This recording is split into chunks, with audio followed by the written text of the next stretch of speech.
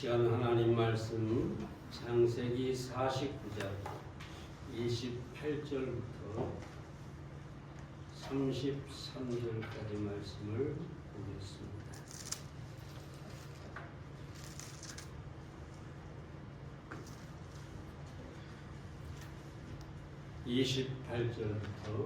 창세기 49장 28절부터 33절입니다. 이들은 이스라엘의 12지파라. 이와 같이 그 아비가 그들에게 말하고 그들에게 축복하였으되 곧 그들 각인의 분량대로 축복하였더라. 그가 그들에게 명하여 가로되 내가 내 열조에게로 돌아가리니 나를 햇사람 에브론의 밭에 있는 굴에 우리 부여조와 함께 장사하라. 이 굴은 가나안 땅 마므레 앞 막벨라 밭에 있는 것이라. 아브라함이 햇사람 에브론에게서 밭과 함께 사서 그 소유 매장지를 삼았으므로 아브라함과 그 아내 사라가 거기 장사되었고 이삭과 그 아내 리브가도 거기 장사되었으며 나도 내 아를 그곳에 장사하였노라. 이 밭과 거기 있는 굴은 햇사람에게 산 것이라. 야곱이 아들에게 명하기를 마치고 그 발을 침상에 거두고 기운이 지나여 그 열조에게로 돌아갔더라. 아멘. 오늘 새해 첫날인데 설교가 하필 죽음에 관한 설교가 됐네요. 그런데 한편 생각해 보면 우리가 죽음을 생각하면 현재를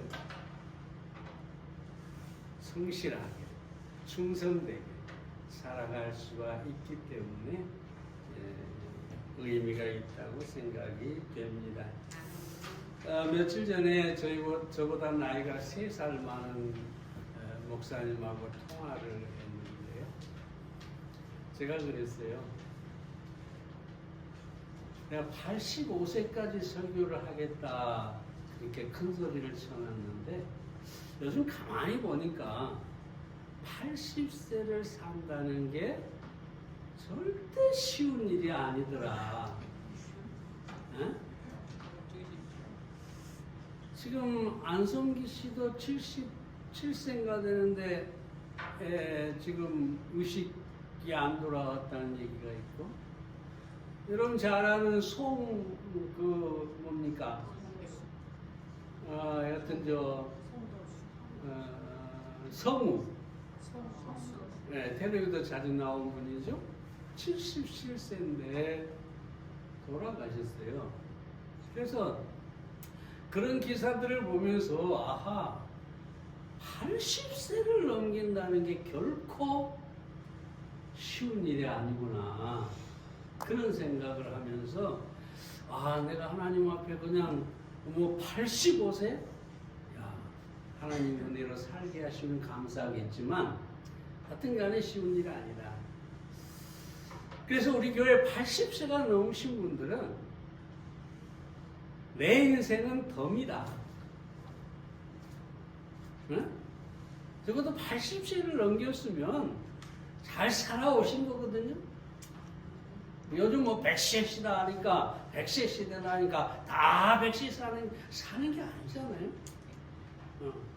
그래서 적어도 내가 80세가 넘었으면 나는 정말 이제 내 인생을 덤으로 사는 것과 같은 것이다. 그래서 금년 한 해 매일매일 기쁨으로 감사하며 하나님의 은혜를 감사하며 덤을 얻은 기분으로 그런 기쁨으로 살아가시기를 바랍니다. 그렇지 않는 분들은 얼마의 나이에 우리가 임종을 맞이할지 모르겠지만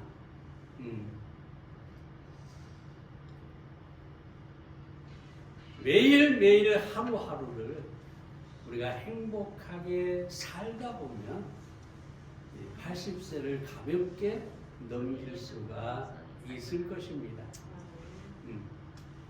왜냐하면 오늘 내가 어떻게 사느냐가 내 미래를 또 결정할 수가 있기 때문입니다. 매일 스트레스 받고 매일 힘들고 원망하고 저주하고 이렇게 사는 사람 글쎄요 오래 살기 힘들 겁니다. 그러나 늘 밝게 건강하게 오늘을 행복하게 살다 보면 그 하루하루가 쌓여서 우리가 이 땅에서 하나님이 허락하신 그런 삶을 오래도록 살게 되리라고 믿습니다. 오늘 야곱의 죽음에 대해서 임종에 대해서 말씀을 드리겠는데요. 이 야곱은 참 치열한 삶을 살았지요. 쌍둥이의 둘째로 태어나가지고 정말 뭔가를 얻기 위해서 아주 치열하게 살았어요. 그래서 바로 왕이 물어보죠. 네 나이가 몇이냐 이렇게 물어봤을 때 내가 험악한 세월을 보낸 나이다. 험악한 인생을 살았다. 그럽니다. 그렇지만 이 야곱은 그 험악한 세월을 살았지만 하나님을 이긴 이스라엘이 되었고 그는 하나님과 동행하면서 147세의 임종을 맞이했습니다. 누군가 그렇게 얘기해요. 야곱은 큰 안개를 헤치고 솟아올라서 찬란하게 비치다가 마지막 석양의 그 아름다운 노을처럼 마지막 임종이 너무나 아름다웠다. 야곱의 생각 그렇다고 말이지. 오늘 이 야곱의 아름다운 생애에 대해서 저희가 임종에 대해서 몇 가지 생각을 해보겠습니다. 첫째로 야곱은 그 아들들을 축복하고 임종을 맞이했습니다. 28절 말씀 다시 보면 이들은 이스라엘의 12지파라 이와 같이 그 아비가 그들에게 말하고 그들에게 축복하였으되 곧 그들 각인의 분량대로 축복하였다.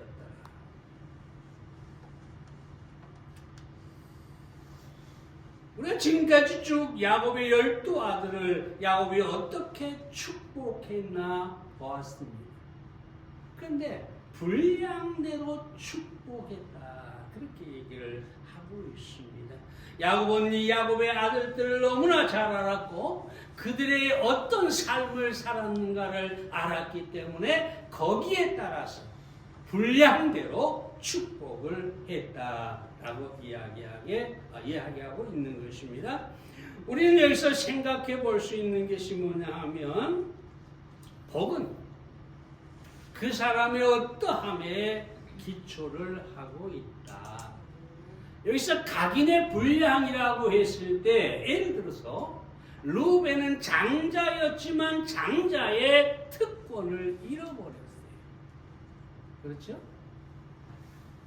유다는 그의 지도력으로 인해서 메시아의 축복을 받았고 요셉은 에브라임과 므낫세를 두 지파가 되도록 야곱이 축복을 한 것을 보게 됩니다. 이처럼 모든 아들들에 대해서 분량대로 축복을 했는데 신약적으로 말한다면 우리는 믿음의 분량대로 축복이 온다라는 사실을 생각해 볼 수가 있습니다. 축복은 절대로 그 사람의 믿음의 분량과 무관하지 않습니다. 예수님께서 지상 사역을 하실 때 병을 고치거나 누군가를 축복하실 때 내 믿음대로 계속해서 믿음과 연관시켜서 축복하시는 것을 우리가 보게 됩니다. 그러므로 믿음의 분량에 따라서 축복이 온다는 사실을 우리는 분명히 알아야 되겠습니다. 물론 구원은 단 일회의 믿음만으로 충분합니다. 더 큰 믿음을 가져야 구원을 얻는 게 아니죠. 단번에 단 한 번의 믿음으로 우리는 구원이 이루어지는 것입니다. 그러나 우리의 삶의 축복은 믿음이 자라서 그 분량에 따라 주어진다는 사실을 아시기를 바랍니다. 잘 아는 말씀 로마서 10장 17절에서 뭐라고 합니까? 그러므로 믿음은 들음에서 나며 들음은 그리스도의 말씀으로 말미암는다. 다시 말하면 우리는 구원받은 성도들로서 우리의 믿음이 자라야 되는데 그 믿음을 어떻게 자라게 하느냐? 어떻게 큰 믿음을 갖게 되느냐? 하나님의 말씀을 통해서 믿음이 자라게 된다는 것입니다. 로버트 셰실이라는 사람이 이렇게 얘기합니다. 믿음은 모든 불행을 축복으로, 축복을 더 큰 행복으로 바꾸어 준다. 하지만 불신앙은 모든 축복을 불행으로 바꾸며 불행을 더 큰 불행으로 바꿉니다. 금년 한 해 여러분이 새해를 맞이해서 금년 한 해 여러분 정말로 믿음의 분량에 따라서 불행도 축복으로 바꾸어 버리는 그런 한 해가 되시기를 바랍니다. 불신앙으로 인해서 절대로 불행을 만드는 일이 없으시기를 바랍니다. 다음으로 이 축복은, 복은 하나님의 은혜로 더해지고 지켜지는 것입니다. 각인의 분량대로라고 했지만 하나님의 은혜가 그들에게 더해진 것을 보게 됩니다. 다시 예를 들어서 루벤은 죄를 범했습니다. 그럼에도 불구하고 하나님의 은혜로 그와 그의 지파가 복을 받는 것을 우리가 보게 됩니다. 다시 말하면 또 여러분 잘 아는 것처럼 시몬과 레위는 살인자였어요. 살인을 저질렀죠. 그럼에도 불구하고 하나님께서 그의 은혜로 레위는 제사장 지파가 되게 하고 시몬을 축복하신 것을 우리는 이미 보았습니다. 하나님의 은혜가 그들을 불행을 축복으로 바꾸고 그리고 그 축복을 유지하게 했다는 것을 우리가 보게 됩니다. 하나님의 은혜를 그래서 우리는 구해야 합니다. 오늘 첫 예배를 드리면서 금년 한 해 하나님의 은혜가 여러분과 여러분의 삶에 계속 부어지기를 간구하시기 바랍니다. 은혜 위에 은혜가 계속 더해지기를 구하시기 바랍니다. 사람이 산다는 것은 내 힘과 노력으로 되는 것이 아닙니다. 물론 노력과 또 힘이 필요하겠지만 하나님의 은혜가 아니면 단 한 가지도 우리 스스로가 지킬 수가 없습니다. 그러므로 여러분 정말로 금년 한 해 하나님의 은혜가 여러분의 삶에 더해지기를 바라시기 바랍니다. 스쿨존 목사가 이런 얘기를 합니다. 주님의 자비와 사랑이 계속되고 또 계속된다는 것을 기억하면 마음에 얼마나 큰 위로가 될까? 오랜 순례의 생활을 통해 경험한 하나님의 영원한 사랑은 이제 거의 다 쓰여진 것이 아니다. 하나님의 선하신 섭리는 끝없이 엮여진 줄과 같고 끝을 모르는 강물과 같고 끝없이 돌아가는 바퀴와 같고 영원한 별빛과 같다. 옛날 베들레헴 아기 예수에게 비쳤던 그 별이 그때로 없어지는 것이 아니고 미래에 언젠가는 우리를 주님께 인도할 것이다. 하나님의 은혜와 축복을 책으로 기록한다면 그것은 속편이 끝없이 나오는 만년 연재물과 같은 것이다. 우리가 연속극을 보다 보면 그렇잖아요. 한참이 뭔가 탁 나와야 되는데 딱 중단해 버리죠. 다음에 계속. 그렇죠? 하나님의 은혜는 만년 연재물과 같다. 그러면 우리는 항상 하나님의 은혜가 다음 해에, 내일은 더 아름답게, 더 풍성하게 주어질 것이다. 그 연속극을 기대하면서 일주일을 보내잖아요. 다음에 어떻게 됐을까? 두 사람이 결혼을 하게 될까 말까?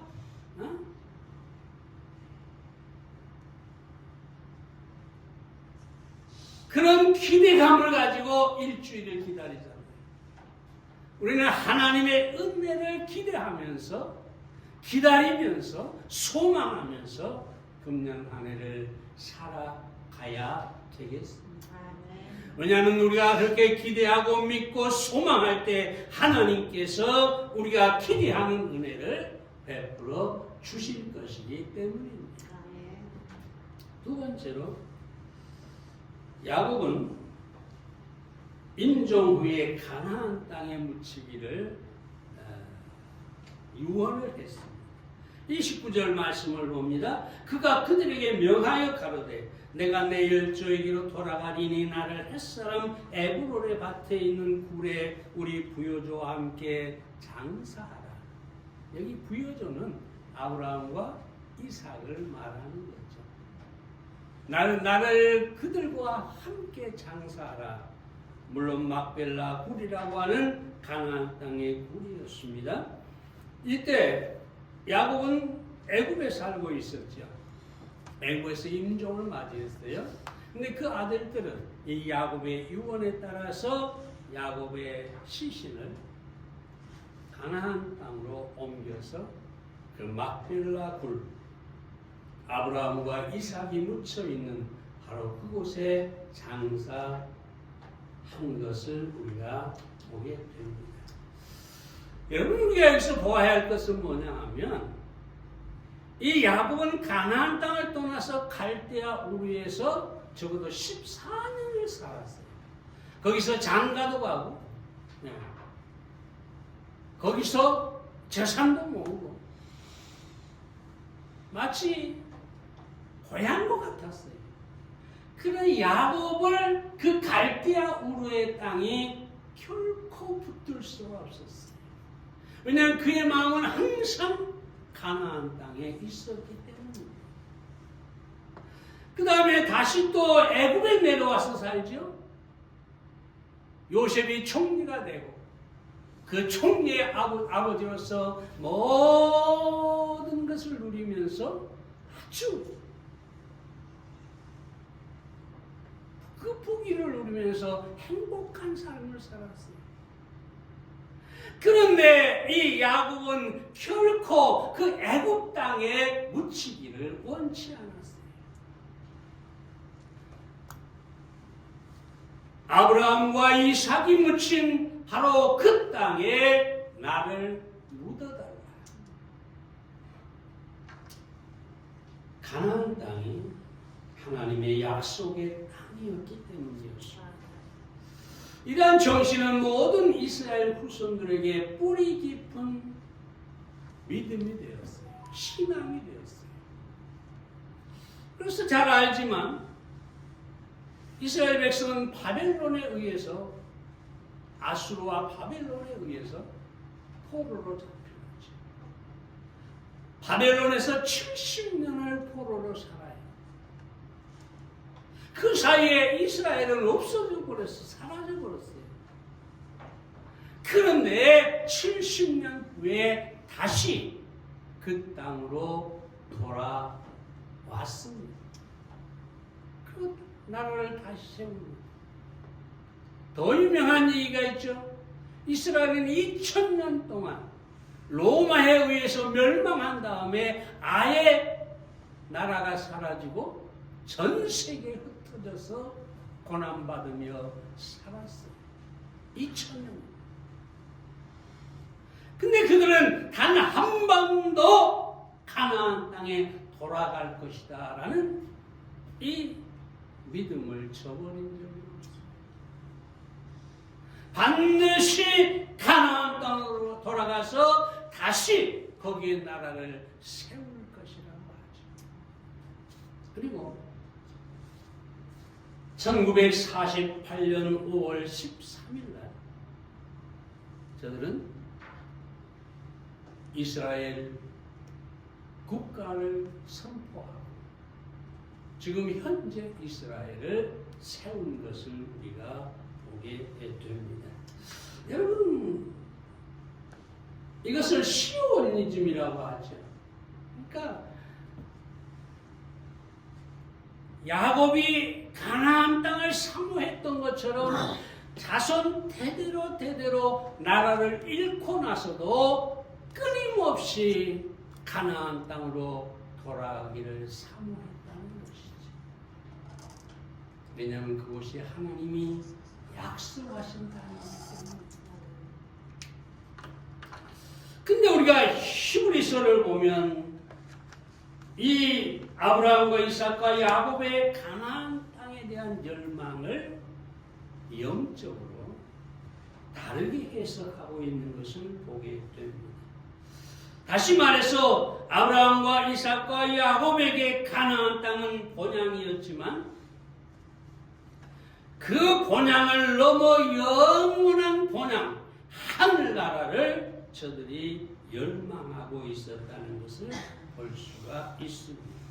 히브리서 11장 9절과 10절에 보면 믿음으로 저가 외방에 있는 것 같이 약속하신 땅에 우거하여 동일한 약속을 유업으로 함께 받은 이삭과 야곱으로 더불어 장막에 거하였으니 약속을 받은 가나안 땅에 저들이 거했습니다. 그런데 이는 왜 장막에 거했느냐? 왜 그 땅에 집을 짓고 왜 정착하지 않았느냐? 왜 양떼를 몰고 계속 유랑하면서 장막, 천막에 거하고 살았느냐? 그 이유를 이렇게 얘기하죠. 이는 하나님의 경영하시고 지으실 터가 있는 성을 바랐습니다. 15절과 16절에서 얘기합니다. 저희가 나온 바 본향을 생각하였다면 돌아갈 기회가 있으려니와 저희가 이제는 더 나은 본향을 사모하니 곧 하늘에 있는 것이다. 그러므로 하나님이 저희 하나님이라 일컬음을 받으심을 부끄러워 아니하시고 저희를 위하여 한 성을 예비하셨습니다. 보세요. 가나안 땅은 약속의 땅이었어요. 그들에게 본향이었어요. 근데 여기 보니까 뭐라고 하냐면 이 아브라함과 이삭과 야곱은 더 나은 본향을 사모했다.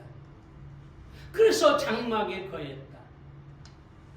가나안 땅에 거하면서 그저 천막에 거하면서 더 나은 본향, 하늘에 있는 본향을 저들이 사모했다라고 말하고 있는 것을 우리가 보게 됩니다. 사랑하는 여러분, 우리는 이 아브라함과 이삭과 야곱과 같은 삶을 살아야 합니다.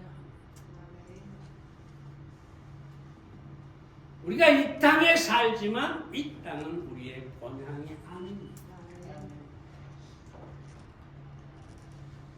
우리의 본향은 저 하늘에 있습니다.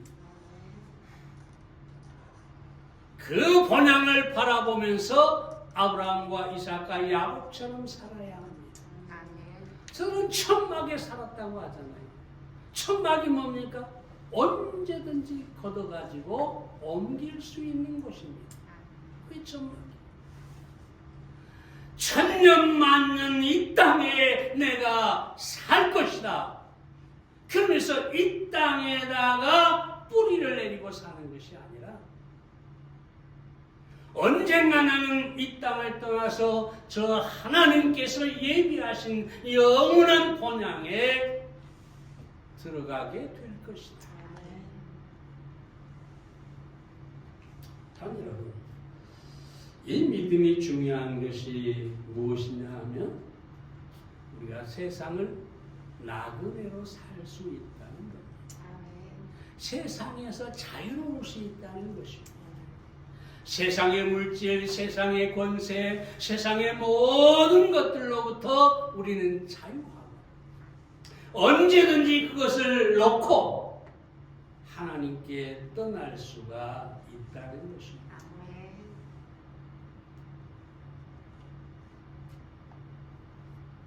오늘 여러분의 삶을 한번 돌아보시기 바랍니다.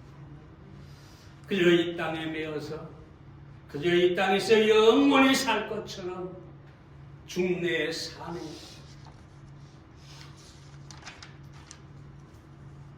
염려하고 괴로워하고 조금만 일이 잘못돼도 끝났네.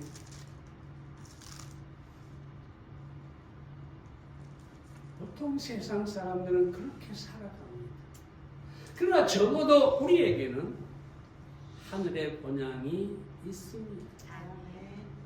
언제든지 이 땅에서 떠날 자유가 있어야 합니다.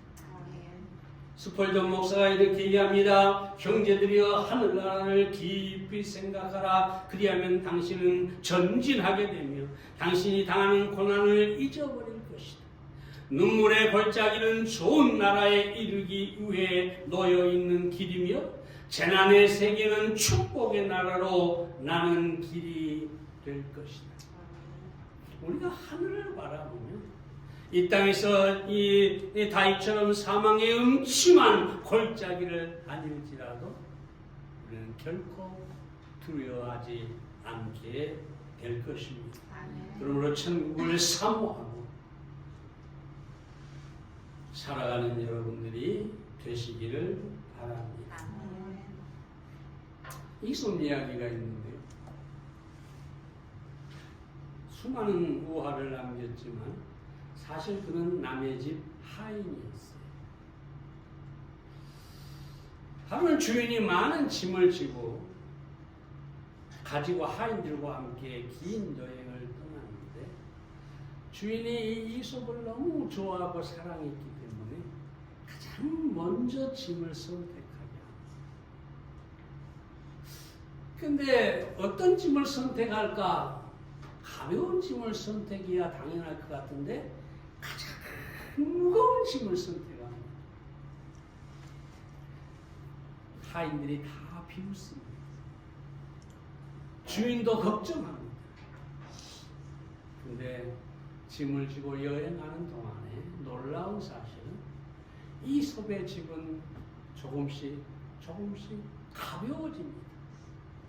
왜냐하면 거기에 양식, 음식이 들어있었거든요. 여행을 하면서 계속 그들이 음식을 먹어버리기 때문에 나중에는 그냥 자루만 남았어요. 제가 왜 이 얘기를 하느냐. 인생은 짐을 지고 가는 나그네인데 우리의 짐이 날마다 가벼워져야 된다는 거예요. 그래서 요즘 어떤 분들을 위해서 기도하는데 연세가 많으신데 좀 재물을 가지고 계시죠. 그래서 계속 기도합니다. 그걸 움켜쥐고 거기에 묻혀가지고 힘든 삶을 살지 않게 해주시라.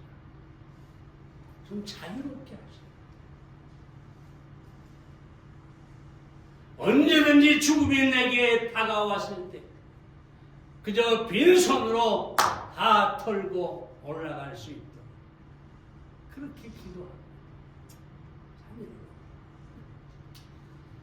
살아가면서 여러분들이 이 세상으로부터 자유함을 배우시고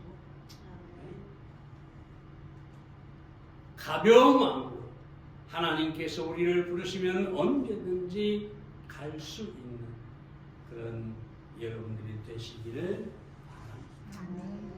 세 번째로 야곱은 복된 임종을 받았어요. 맞이했어요.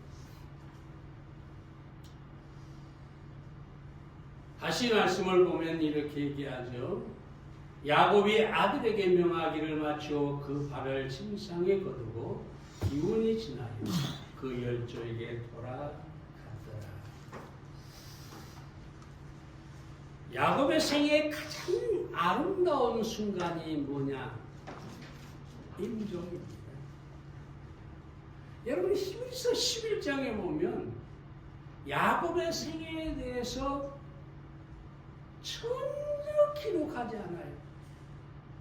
야곱이 첩을 얻었네, 12아들을 낳았네, 야곱이 무슨 부자가 되었네, 전혀 기록하지 않아요. 히브리서 11장 여기 21절에서 딱 이렇게 얘기합니다. 믿음으로 야곱은 죽을 때 요셉의 각 아들에게 축복하고 그 지팡이 머리에 의지하여 경배하였습니다. 딱 두 가지입니다. 축복했다. 그리고 하나님을 경배했다. 야곱의 생애의 클라이막스예요. 그가 부자가 되고 그가 자식을 12를 낳고 이런 게 아니라 마지막만 기록해요. 축복하고 경배했다. 여러분 그게 최고의 복입니다. 먼저 임종을 앞에 두고 아들들을 축복했죠.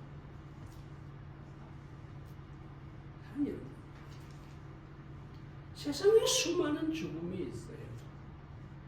어떤 사람들은 원함과 억울함을 품고 가는 사람들이 있어요.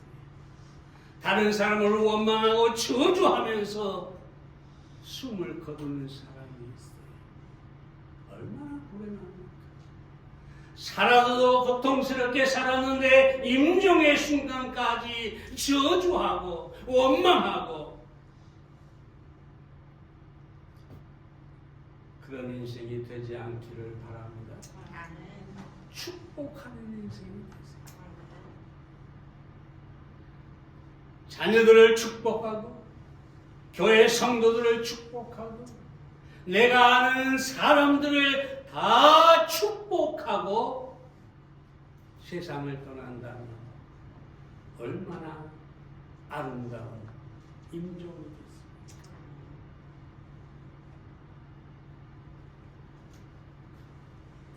모차르트라고 하는 이 천재적인 음악가가 있죠. 35세에 죽었어요. 그런데 안타까운 사실은 그의 장례식에 아무도 오지 않았어요.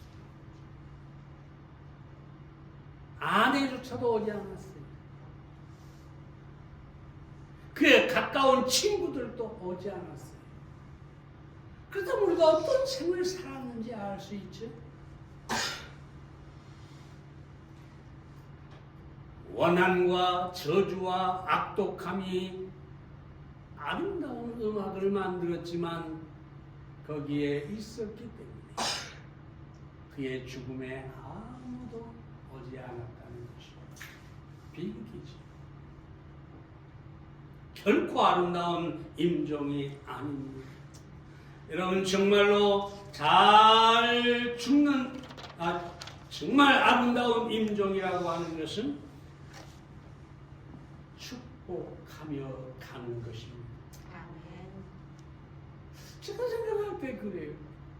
정말로 이름 하나하나를 기억하면서 말을 할 수 있으면 좋겠죠. 그러나 말하지 못하고 이미 그 정신만 살아있는 상태라 할지라도 내가 사랑하는 사람들을 계속해서 이름을 부르며 축복하며 제가 생각할 때 그 얼굴이 천사처럼 빛날 것이라고 생각이 듭니다.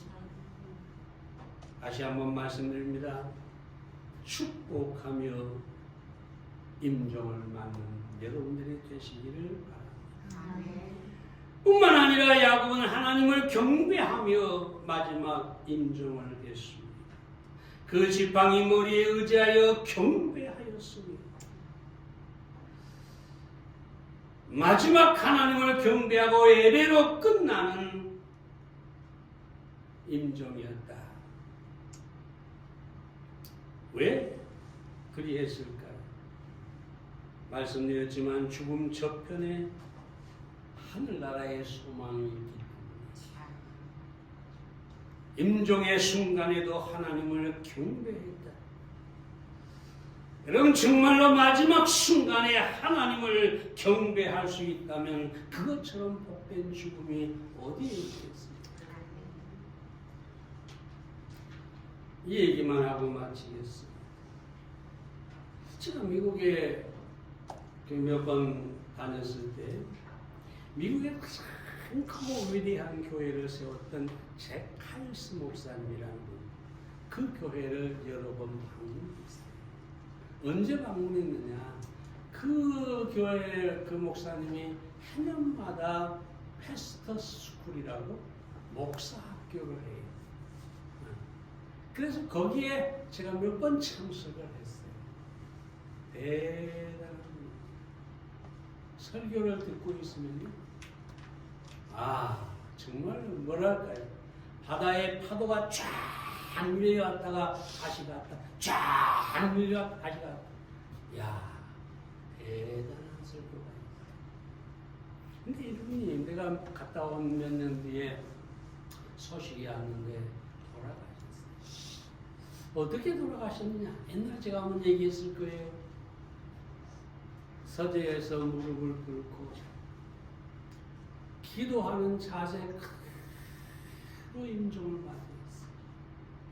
비서가 가보니까 그렇게 이미 숨을 거둔다고 했어요. 여러분 얼마나 놀라운 임종입니까? 이분이 무릎 꿇고 누구를 저주했을까요? 사랑하는 성도들을 위해서 축복하고 또 축복했겠죠. 무릎 꿇고 기도하는 그 자체가 하나님을 경배하는 것이었어요. 예배였어요. 저는 그렇게 임종을 맞이하고 싶습니다. 언제가 될지 모르죠. 하나님께서 허락하시면 아마 90세에도 설교할 수 하고 있을지 모르죠. 하나님께서 일찍 데려가시면 언제든지 내일이라도 떠날 수가 있겠지. 그러나 저는 그 마지막 순간이 우리 성도들을 축복하고 하나님을 경배하고 기도 가운데 갈 수 있으면 참 좋겠다. 행복하다. 내 모든 생일보다 나의 임종이 가장 빛나는 순간이 됐으면 좋겠다. 야곱과 같이 됐으면 좋겠다. 여러분도 여러분의 임종을 위해 기도하시기 바랍니다. 오늘 새해 첫 주에 임종 얘기를 해서 죄송하긴 합니다만, 여러분이 만약에 그 임종의 순간이 야곱과 같다면 여러분의 금년 한 해 동안의 삶이 그만큼 아름다웠다고 할 수가 있겠습니다. 다시 한번 금년 한 해 여러분들의 믿음을 하나님께서 축복하시고 여러분의 삶이 참으로 복되기를 바랍니다. 기도하겠습니다.